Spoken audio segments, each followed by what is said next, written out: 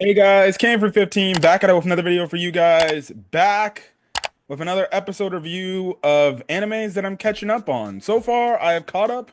Well, not caught up yet, but I'm finally reviewing SAO, Alternative Season 2. I've been reviewing as of late Arifueta, yes, Season 3. And now, here's the third show I said in my channel update video that I would get to. Oshinoko might have to be a little bit of a wait because I'm rewatching season 1 again in the dub, and then I'll watch season 2 in the dub. But Solo Leveling. Now, obviously, if you're wondering, wait, Cam 315, Red Wolf, why are you guys reviewing shit from season 1? Again, Well, for background information, if you didn't see my community post yesterday, or even my channel update for 2025, I said that even though Solo Leveling Season 2 is going on, we would go back, review the last bits of episodes we got of Season 1 that we failed to cover for a very long time.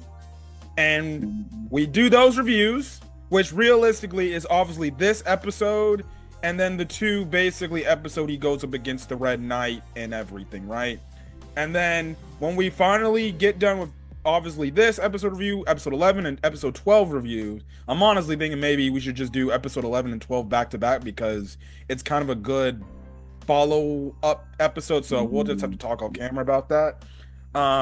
That's when we'll obviously review episode 1 of season 2. Now I did watch episode 1 of season 2. It looks hype. It looks hype. Yep. But we won't talk about that now. Let's talk about episode 10.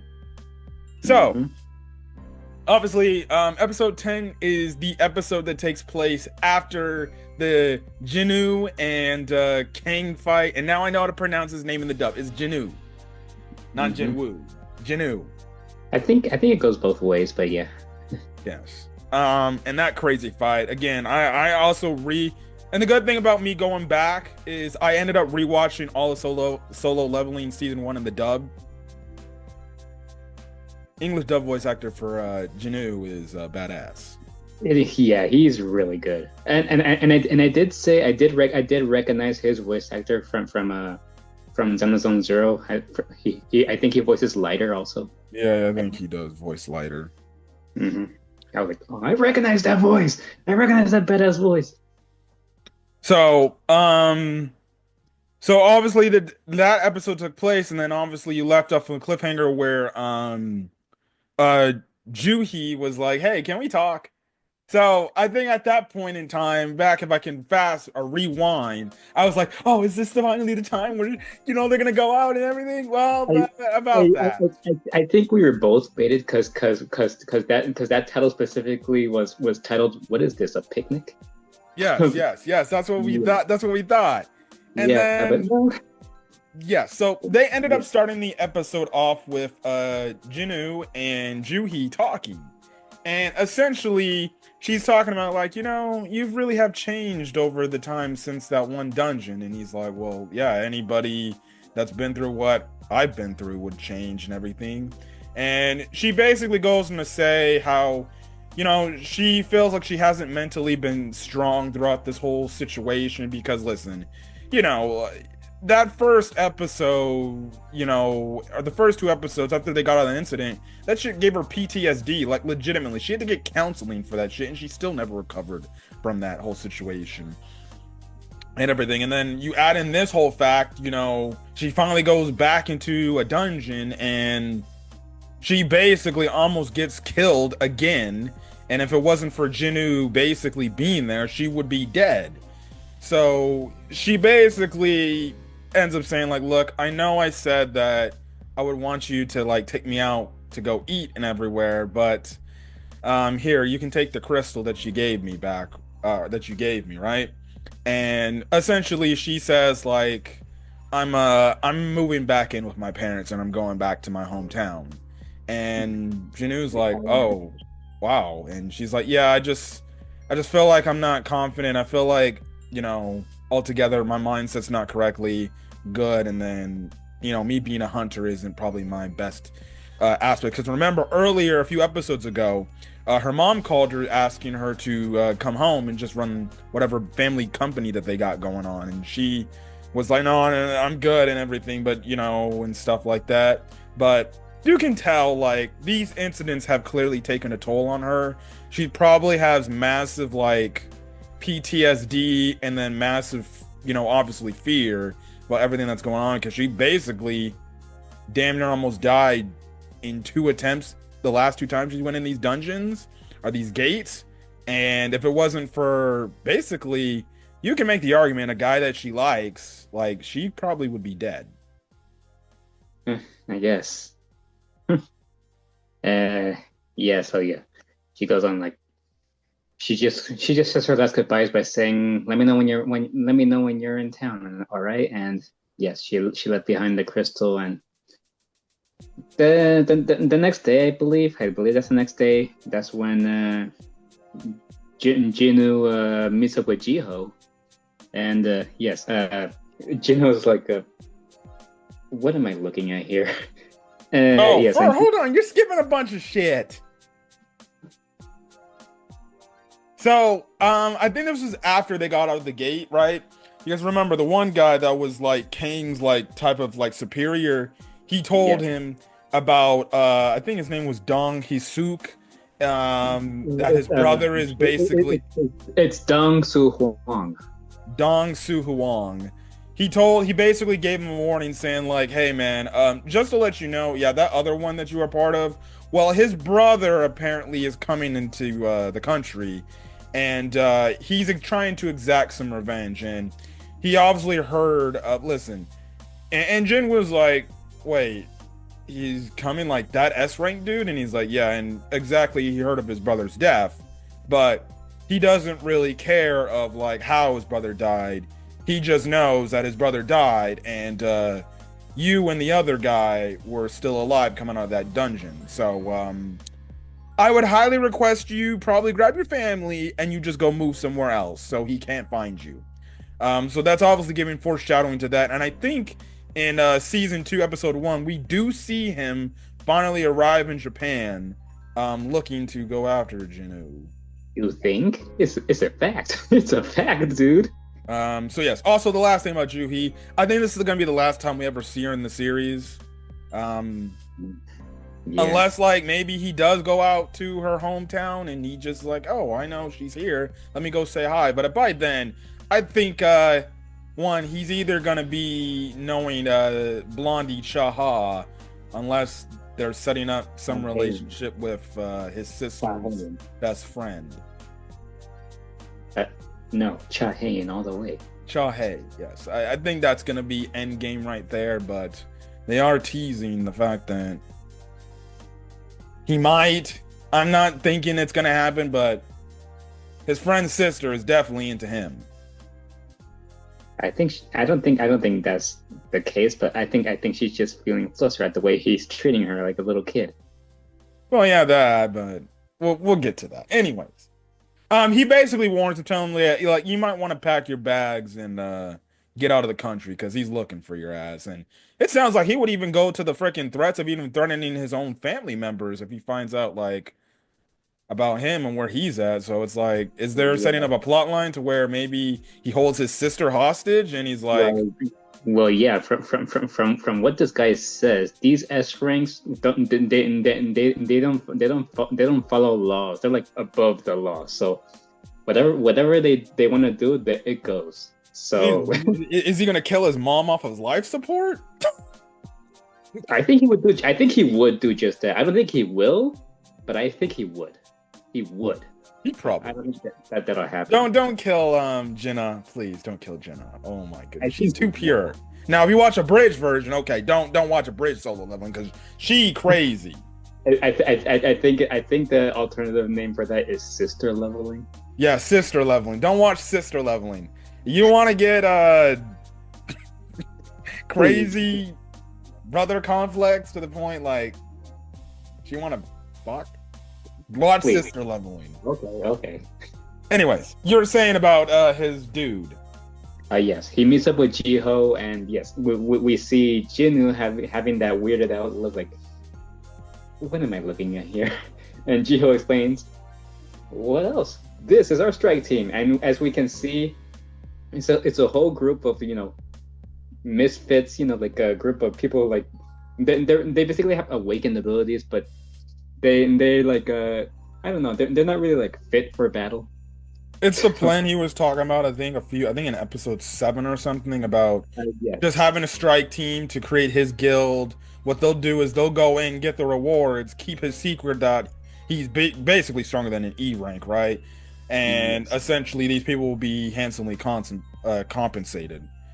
Which what happens, what we see throughout, and we just get a montage where legitimately it's just a bunch of the C ranks so they can be able to go through these gates. They just go through the gates, do what they need to do, get all the rewards. They go to another gate that they basically purchase to raid, and then that's it. Wow, you're really pushing on through, man. Well, that's kind of what happens in the episode. Yeah, I thought we were going detail through detail here. Okay. You want to go Wow. detail through detail? Go right ahead. I'm not This, stopping. this man wanted me to do most of the talking, but he's doing most of the talking so far. There you go. Also, Jinna's friend from high school is also in their strike force. And Jinwoo is like, aren't you a little young for this? And she basically kind of talks shit. She's like, well, who cares? I want to be a hunter. That's okay. Okay. Yes, Jiho makes a mention. As long as they've awakened, they can join. And yes, it's as you say. She goes, that's kind of rude, And Jinwoo goes like, so you're E rank? And she goes like, yeah, what if I am? And Jinwoo's like, touche. It doesn't matter, because you guys are gonna be staying here anyways. And as they're going through the first portal, before you start mentioning the other portals, Jiho puts on some kind of fancy armor before they try to go in. And Jinwoo looks to him like, what are you wearing? And Jiho makes a mention, this is some armor that he got from Italy. So, and now he goes like, now I'm ready for whatever trials await. But Jinwoo just pushes him back with one finger, and then he falls back. And Jinwoo goes like, not to be rude, but please take it off before I rip it off. Yes, and Jiho goes like, I can't get up.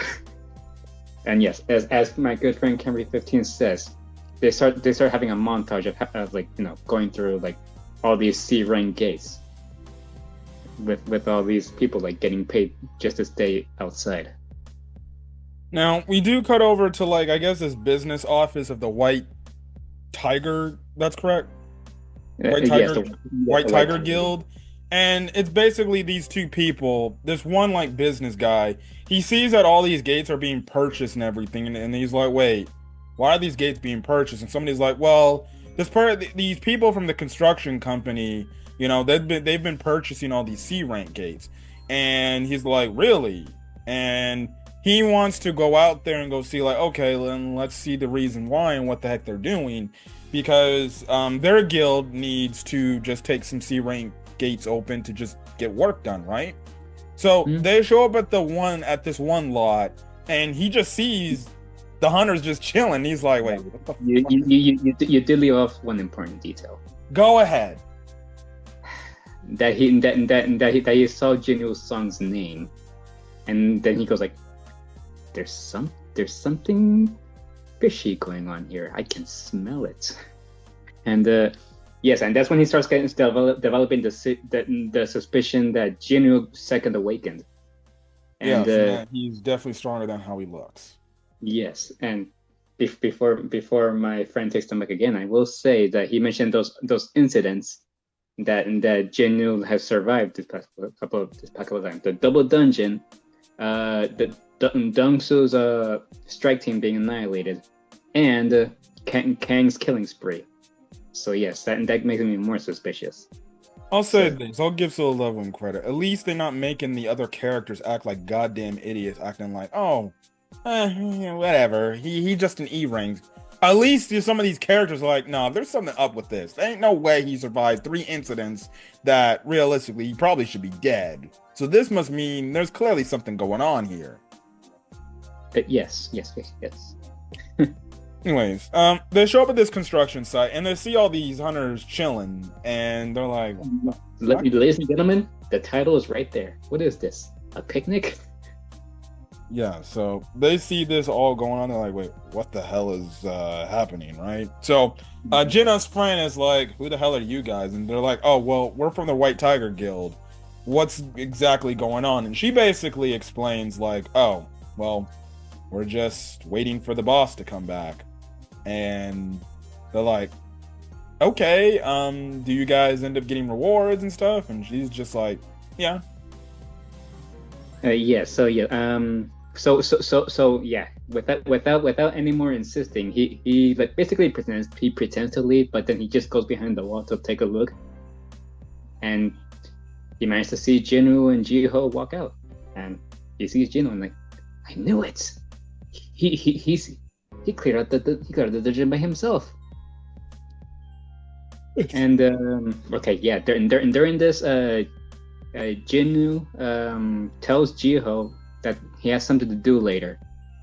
So he has to delay those raids for now. Yes, because when they were doing the raids, he got a pop-up thing from his dashboard saying that a job change request has shown up. And he's like, okay, I guess I'll have to look into this. Mm-hmm.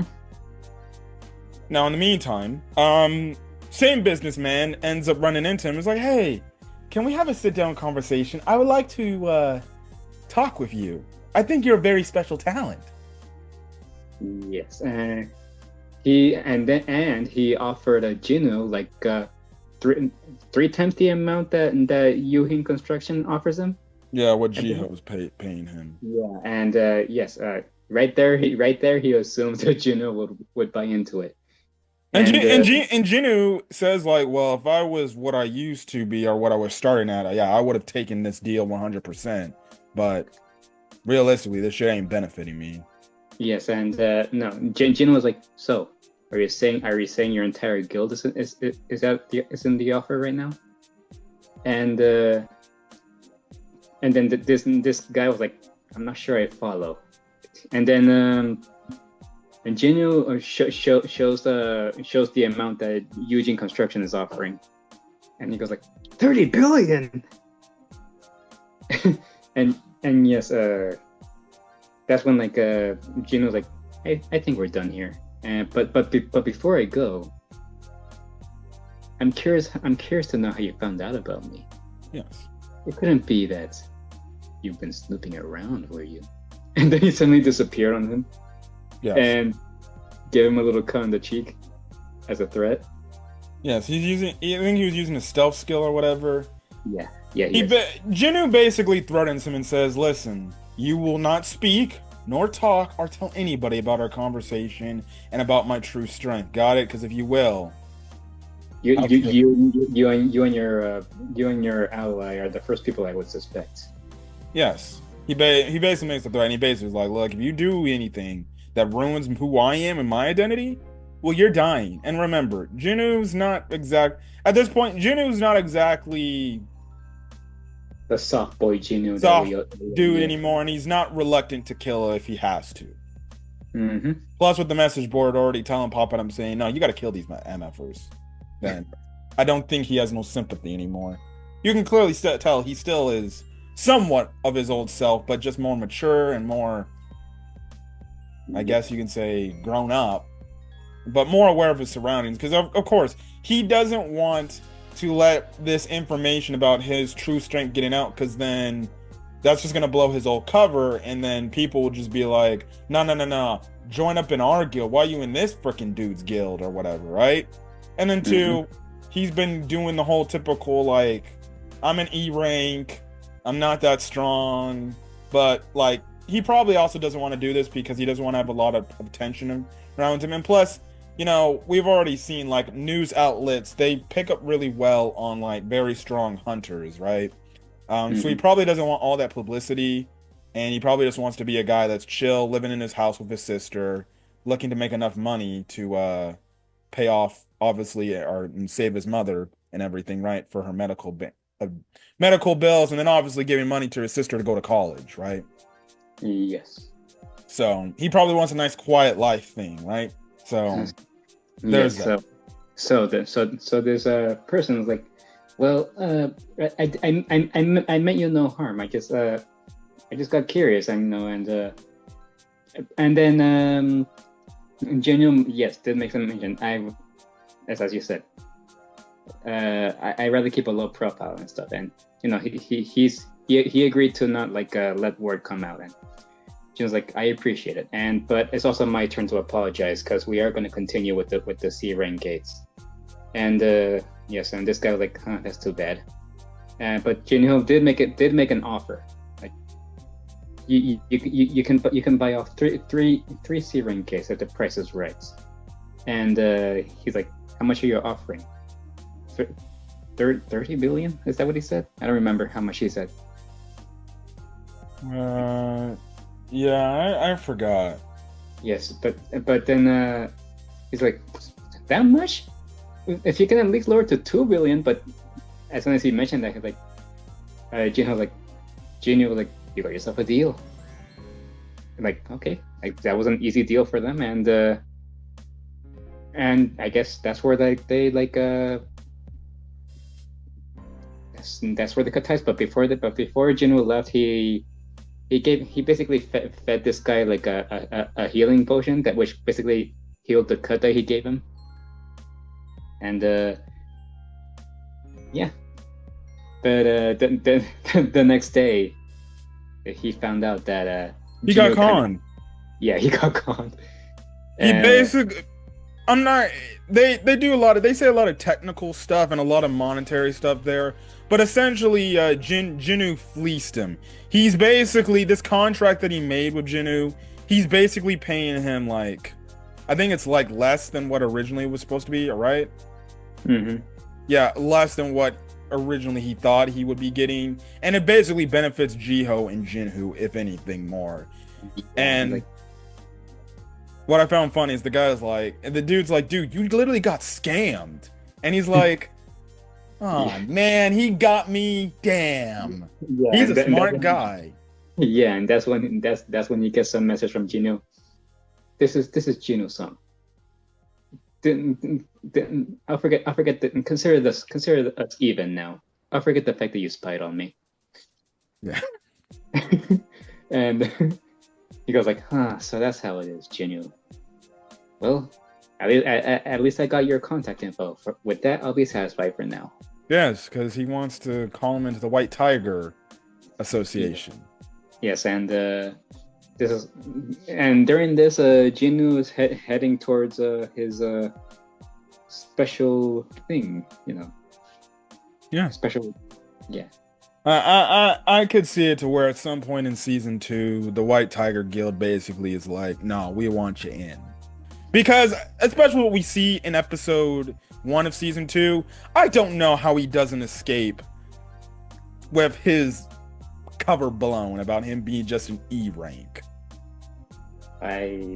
Your guess is as good as mine, man. Especially with the fact that one chick clearly knows, like, no, you're a lot stronger than you look, than what you say you are. I have a feeling that he'll eventually come out of the blue. He'll eventually decide to come out of the blue. I don't think he's gonna keep it hidden forever. Obviously. I wonder if he's gonna be on that one island situation with the other characters. Jinwoo Island? Yes. Yeah. I feel like he's gonna play a role because eventually, at some point, if we have our suspicions that Jinwoo is eventually gonna meet Cha-hae, and they might have a relationship, it's clear they're gonna meet each other at some point. Well, yeah. Obviously, as they said in the series, this whole Jeju Island incident is like this whole big thing that started it all for them. So they're obviously gonna go back there, man. From well, I'm not gonna mention that here. I'm gonna save it for season 2. But yeah. But anyways, that's basically it of our episode 10 review. We'll be back hopefully tomorrow. Well, we're gonna record it Monday night. It might go up Tuesday morning. I think it's probably best we just do a dual episode review for that episode 11 and 12 because they kind of go good back to back with each other. Yeah, that's a good idea. So that means you only need one more video and then we'll finally get to season 2. Anyways, Yep. I'm gonna get out of here so I can go watch the Vikings Lions game and watch any other animes that are brand new that people said are pretty good that I need to go check out. Like what is this one anime? People said hold on. People apparently said to check out Zenitsu. Zenitsu? Yes, it's on Crunchyroll. Okay, but what is that? Apparently, it says after graduating high school, Natsuko starts her career as an animator.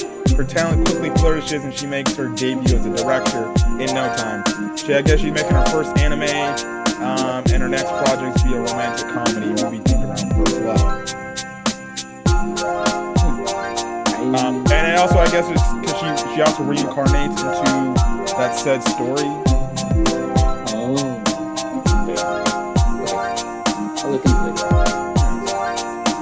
There's a bunch of shit I need to watch. I guess there's one anime about all these girls working together. I don't know. You also gotta watch I'm Getting Married to the Girl I Hate. You need to watch that shit because that shit went off the chain for episode 1. I already reviewed that on the channel.